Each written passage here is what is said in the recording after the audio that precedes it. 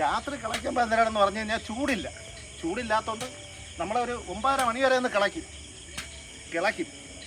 ഇപ്പം ഭാര്യ വീട്ടിൽ നിന്ന് മറ്റുള്ള ജോലികളൊക്കെ ഒതുക്കിയിട്ട് കാപ്പി കൊണ്ടുവന്നിട്ടുണ്ട്. ഇത് ചക്കക്കുരുവാണ്. ചക്കക്കുരു എന്ന് പറഞ്ഞാൽ നമ്മുടെ ചക്കയുടെ കുരു, ചക്കക്കുരു തേങ്ങ തിരുവിയതാണ്. നല്ല ടേസ്റ്റാണ് ഇത് കഴിക്കാൻ. നമ്മൾ ഹെൽത്തി ഫുഡുകളാണ് അത്രയും കഴിക്കുന്നത്. നമ്മൾ ചക്കര കുരുവാണ് അവിച്ചത്. ഇതാ ഇഷ്ടംപോലെ ഉണ്ട്. ഇതൊക്കെ എനിക്ക് ഭയങ്കര ഇഷ്ടമാണ്. കാരണം വെച്ചാൽ മണ്ണിൻ്റെ അടിയിൽ കിടക്കുന്നത് കിഴങ്ങ്, കാച്ചിൽ, ചേമ്പ്, ചേന, ചക്കയൊക്കെ എനിക്ക് ഭയങ്കര ഇഷ്ടമാണ്. കുട്ടി ശരിക്കും ചക്ക കഴിക്കും.